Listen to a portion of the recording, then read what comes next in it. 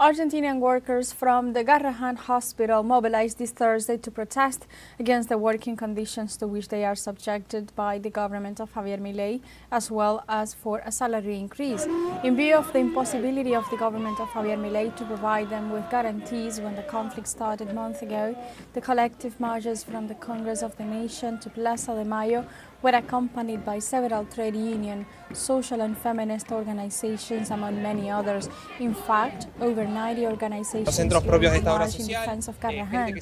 For her part, the General Secretary of the Association of Professionals and Technicians, Norma Lezana, said that the hospital belongs to the children and Garrahan is not to be touched, while demonstrators highlighted the importance of standing by the institution.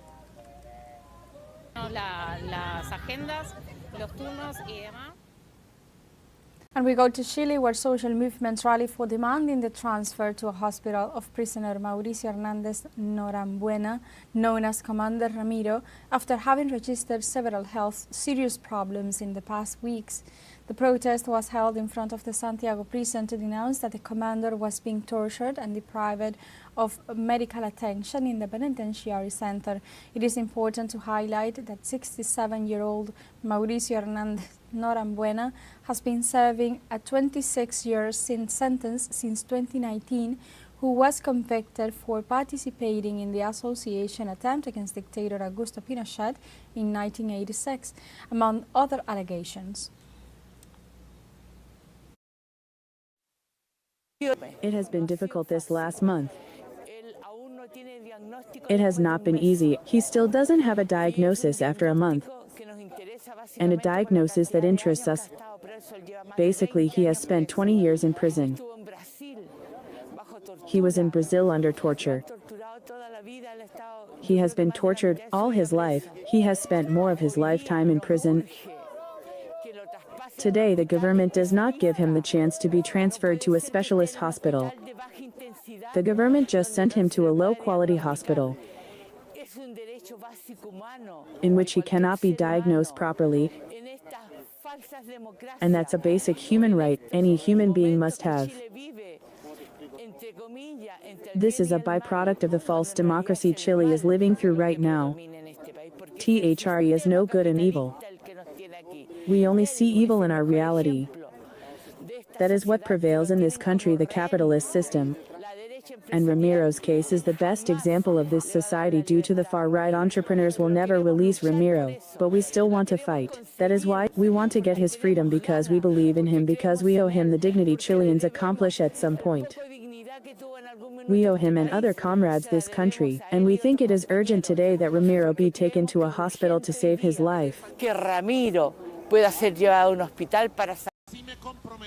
I compromise myself like this with the family members of those kidnapped, 252 Venezuelans that committed no crime in El Salvador. They were kidnapped in the United States. They were disappeared, forced disappeared. They had no right to self-defense. They had no trial on El Salvador. They had no right to reach their lawyers. They had no right to a due process under no circumstances. They were kidnapped.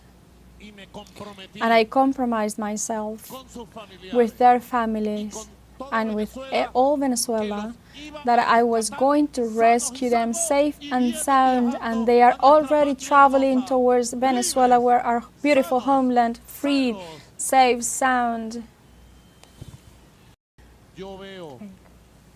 I can see your future, that this powerful union of farmers, Ezequiel Zamora, in a very short term, I can set 2 years. We are going to be the great revolution, the great food productive revolution that is going to take Venezuela to the highest point of quality production of food for Latin America and the Caribbean and for the entire world. I can see exporting food. Venezuela is going to be a worldwide power of food production, a farmer union, organized union, with the flags of Zamora, producing,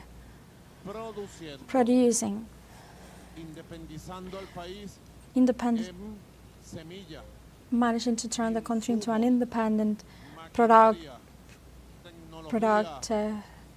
of seeds, technology, with new methods, only with the people. Only the people saves the people. Only the people is the only one who can do this.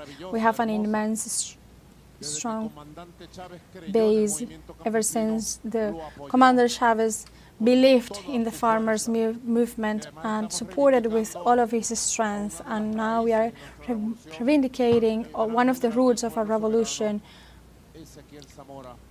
Ezequiel Zamora. He marks everything in the path, in the course of this battle. Look how beautiful that placard is. Farmers' Council.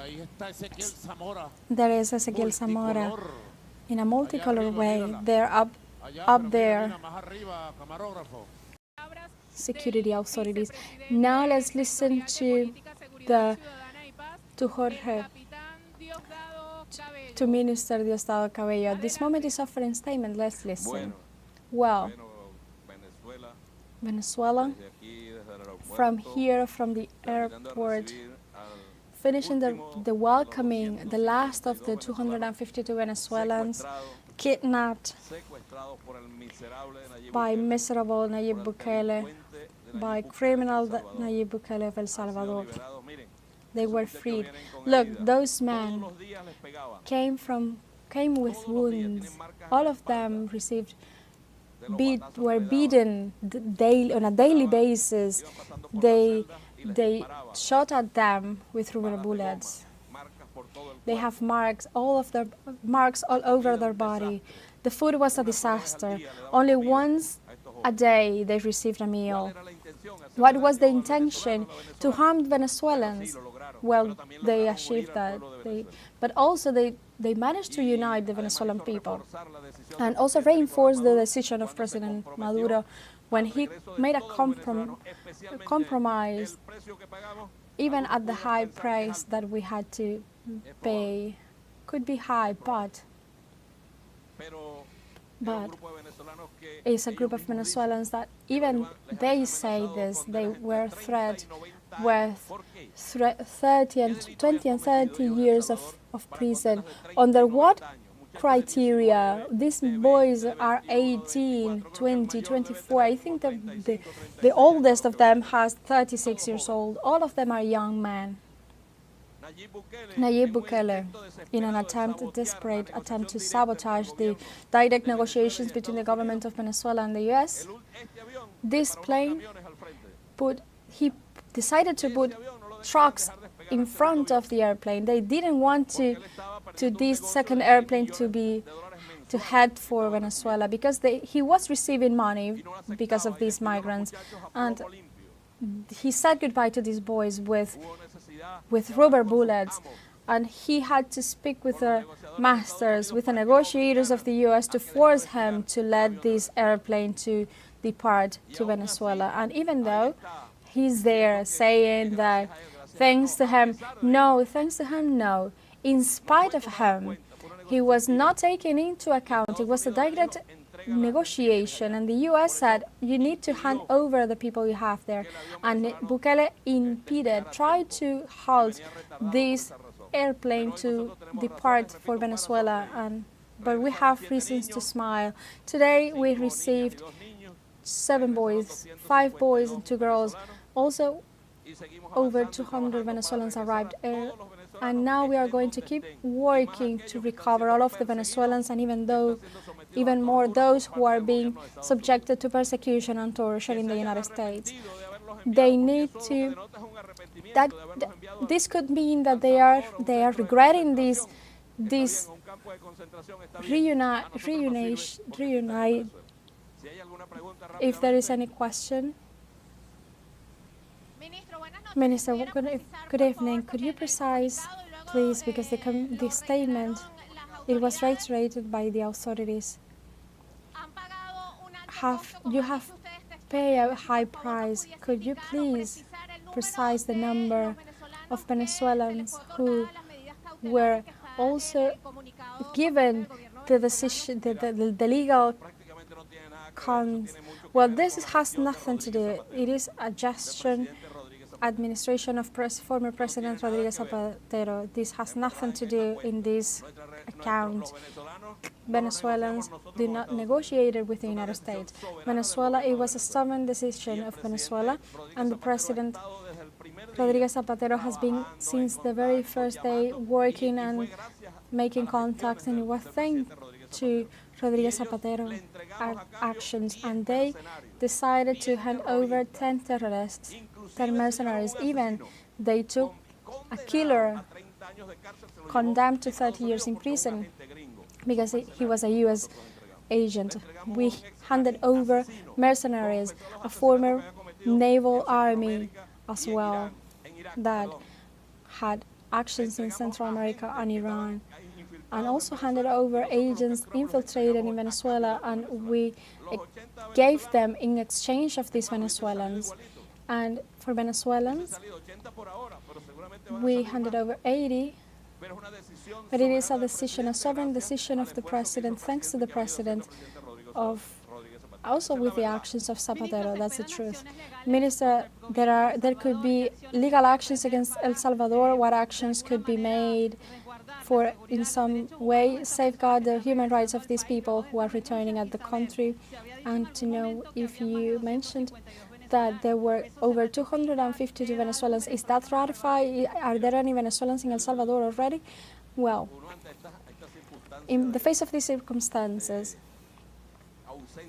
of a void of legality, you don't know where to go. We have been denouncing in the face of all the international bodies who have done nothing. We have even created a committee of family members evidencing what this criminal was doing to Venezuelan people. And they decided, when they sent 252 Venezuelans, they said they were going to send others, but that didn't happen. And I asked, and they said that there were only 252.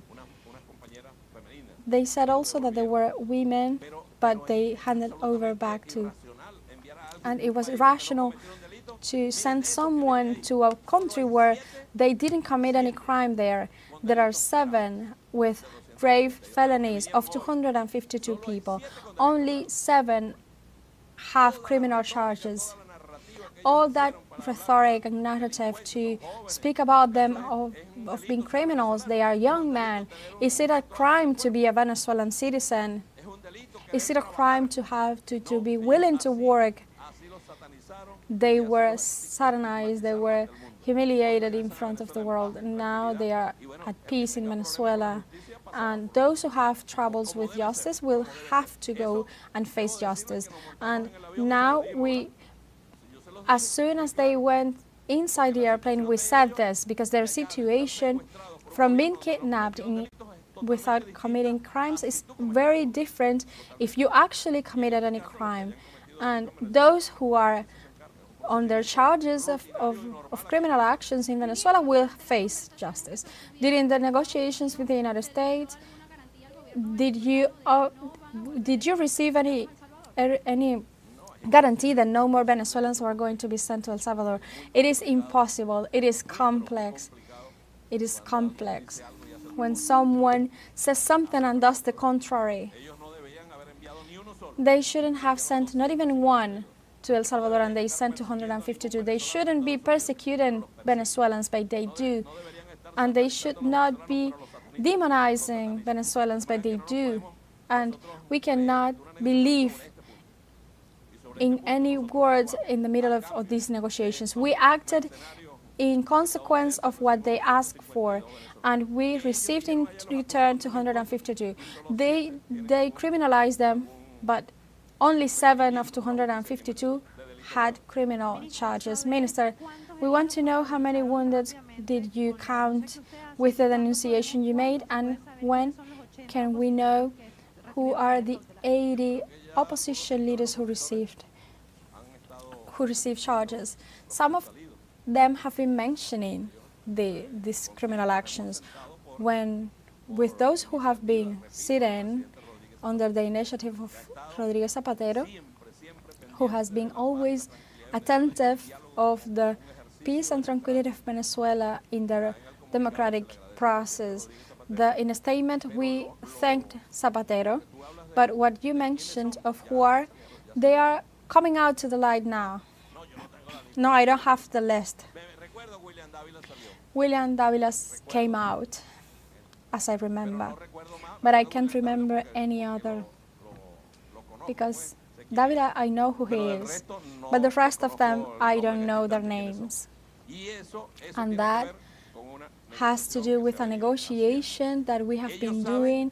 They know none of them that are coming out are babies, and they know of what they were charged with.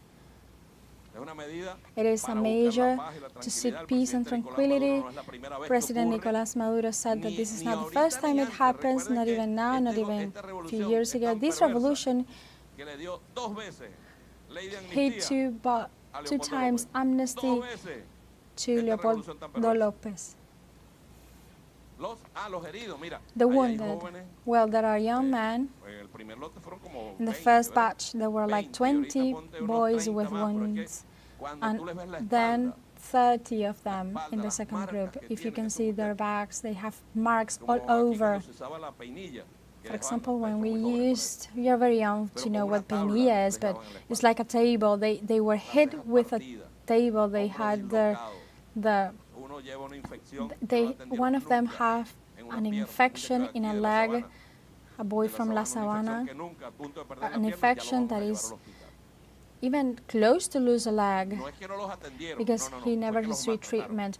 It is not like they weren't treated, they were mistreated as well. They weren't treated as human beings, they were treated as beasts, disregarding the human condition.